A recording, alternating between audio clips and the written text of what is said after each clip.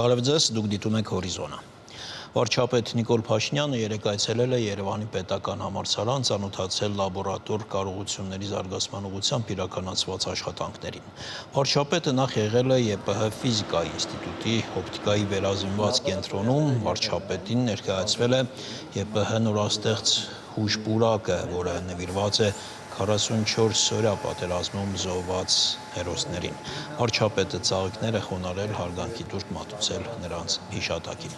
Փաշինյանը նաև շրջայց է կատարել ԵՊՀ կենսաբանության ֆակուլտետի լաբորատորիայում 2022-24 թվականներին պետական բյուջեի միջոցներով ԵՊՀ-ի համար ձեռք են բերվել շուրջ 3 միլիարդ դրամի գիտական և լաբորատոր սարքավորումներ։ Երևանի պետական համալսարանում Նիկոլ Փաշինյանը նաև հանդիպում է ունեցել դասախոսների և ուսանողների հետ, ներկայացրել է իրական Հայաստանի գաղափարախոսությունը։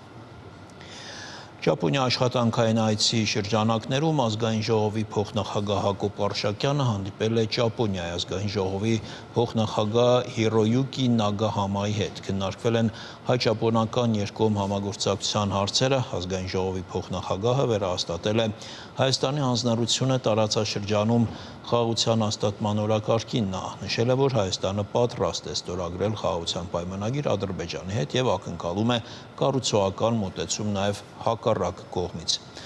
Նագահաման իր աջակցությունն է հայտնել հայ-ադրբեջանական խաղաղության գործընթացին։ Ճապոնիայի Գումա պրեֆեկտուրայի Տակասակի քաղաքում պաշտոնապես բացվել է Ասիայում առաջին Թումո կենտրոնը՝ Թումո Գունման։ Բացման հարարողության ժամանակ ողջույնի խոսքով հանդես է եկել Հայաստանի ազգային ժողովի նախագահի տեղակալ Հակոբ Արշակյանը, ընդգծելով ծրագրի կարևորությունը հայ-ճապոնական կրթական համագործակցության շրջանակներում։ Մենք միասին կառուցում ենք մի կամուրջ, որը միավորում է ոչ միայն Հայաստանը և Ճապոնիան, այլ նաև անցյալն ու ապագան։ Թող այս կենտրոնը գալիք սերունդների համար դառնա ստեղծարարության և համագործակցության աղբյուր, նշել է Հակոբ Արշակյանը։ Գորիսում երեկ բացվել է Ֆրանսիայի հյուպատոսարանը։ Մինչ այդ տեղի ունեցել հայ-ֆրանսիական ապակենտրոնացված համագործակցության 5-րդ համաժողովի բացման հարարողությունը։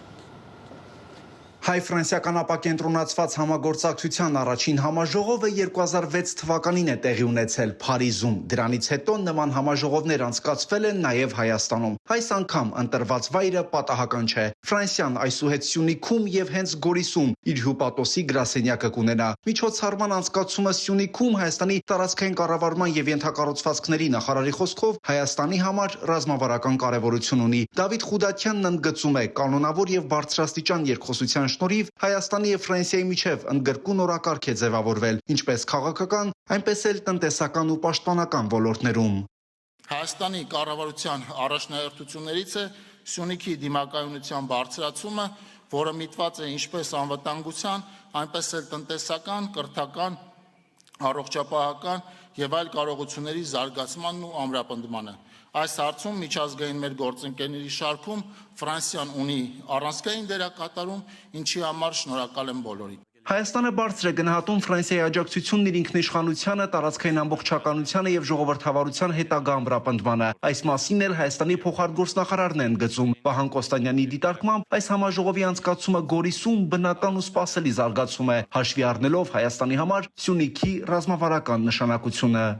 Այս հստակ քաղաքական կամքին մասին է խոսում այսօր Գորիսում կայանալիք Ֆրանսիայի պատվավոր հյուպատոսի գրասենյակի պաշտոնական բացում։ Հուսով ենք, որի կատարում են մեր երկու կառավարությունների միջև ձեռք բերված պայմանավորվածության, մոտ ապագայում Սյունիքում կտեսնենք ֆրանսիական ընկերությունների ներգրավումը ռազմավարական նշանակության ենթակառուցվածքային նախագծի իրականացման գործում։ Պատմական բարեկամության վրա խարսխված մեր պետությունների միջև հարաբերությունները գտնվում են աննախադեպ բարձր մակարդակի վրա,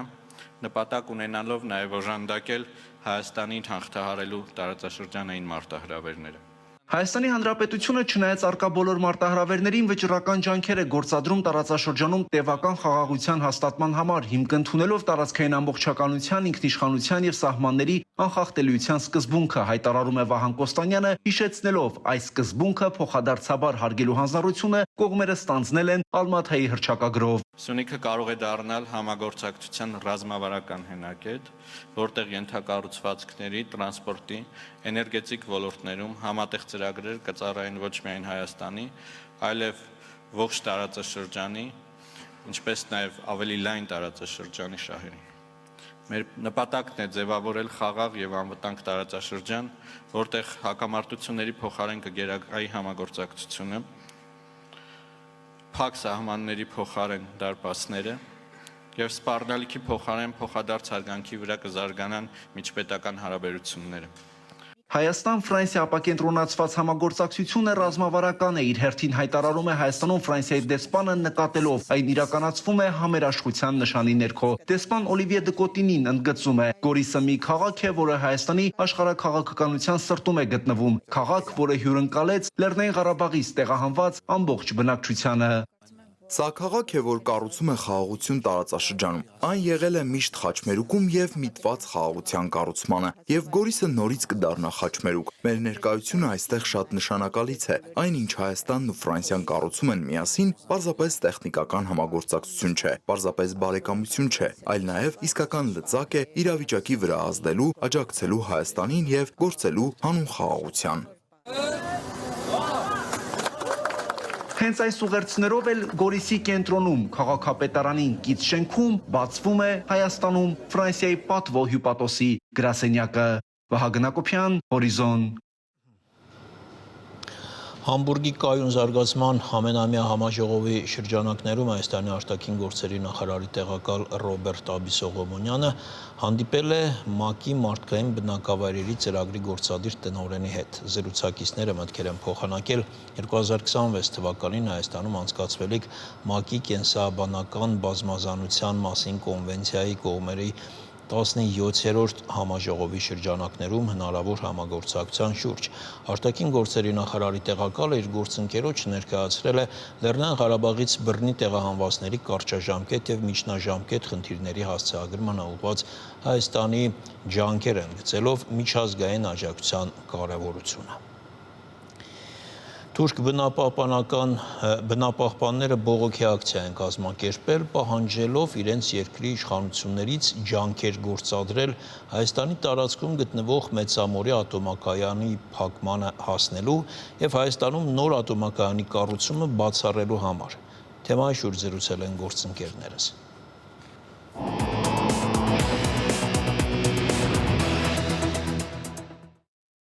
Ուրեմն հունիսի 1-ին թուրքական 33 բնապահպանական եւ իրավապաշտպան կազմակերպություններ միացել են այս հայտարարությանը եւ այդ հայտարարությունը համատեղ տարածելու նպատակով հատուկ այդ կազմակերպությունների ղեկավարները ժամանել են Իգդիր հայ-թուրքական սահմանի մոտ եւ այդ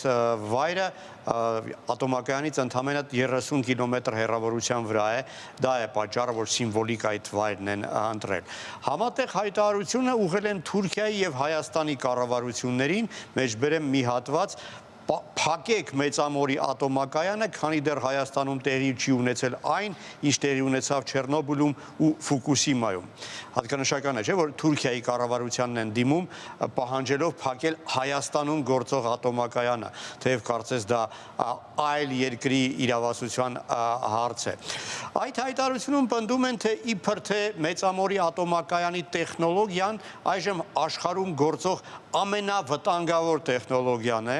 թե իբրև թե Մեծամորի ատոմակայանը աղտոտում է շրջակա միջավայրը, այդ թվում նաև Իգդիրի նահանգում, ուր իրենց խոսքերով քաղցկեղի կտրուկ աճ է արձանագրվել վերջին տարիների ընթացքում։ Հետարքիր է, չէ, ինչի Հայաստանում չի արձանագրվում, Թուրքիայում է արձանագրվում։ Սա իսկապես հասարակական նախաձեռնություն է, թե այդուհանդերձ պետության ստվեր է կա այստեղ։ Ու ակնհայտ է, որ պետությունը այս միջոցառումը անցկացնելու մեջ նույնպես դեր է ունեցել, ահռելի ռեսուրսներ են ծախսվել, մարդկային ռեսուրսներ, տրանսպորտ, հյուրանոց եւ այլն, եւ սա ակնհայտ է, որ հասարակական կամ անհատների նախաձեռնություն չի, եւ այստեղ նաեւ երևում է Բաքվի ստվերը։ Իգդիրում շատ ակտիվ է Թադև կոչվող կազմակերպությունը, թուրք-ադրբեջանական բարեկամական այդ ընկերությունների միավորում, եւ նաեւ Իգդիրի ադրբեջանական տուն կազմակերպությունը, որը սովորաբար նման ակցիաներին ամենաակտիվ մասնակցությունն է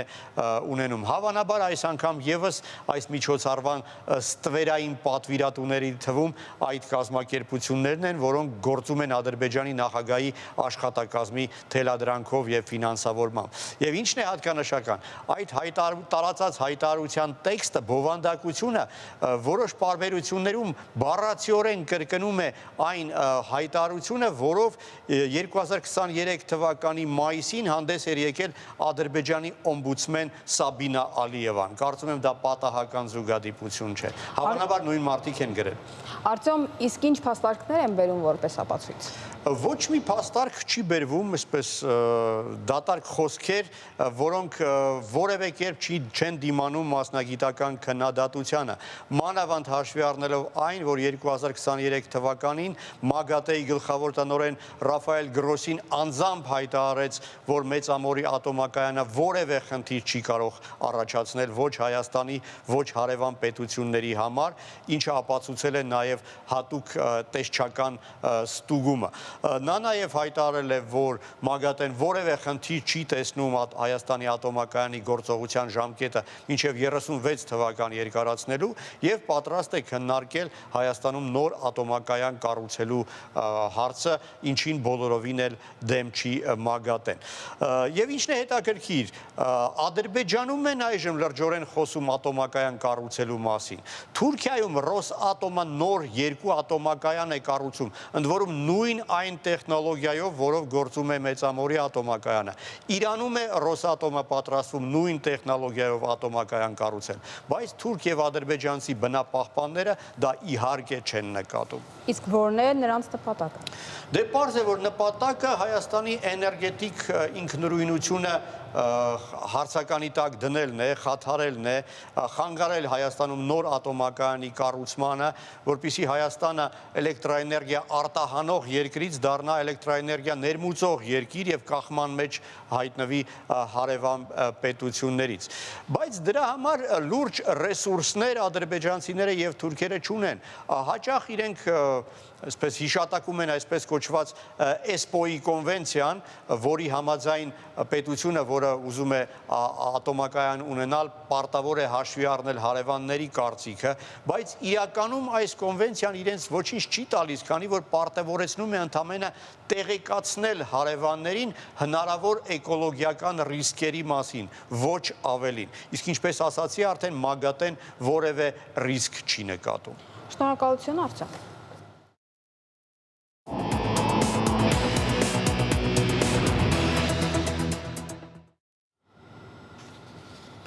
Իրանի արտաքին գործերի նախարարը Կահիրեում հանդիպել է ՄԱԳԱՏԷ-ի գլխավոր տնօրենի հետ։ Աբբաս Սարաղչին ու Ռաֆայել Գրոսին քննարկել են Իրանի միջուկային ծրագիրը։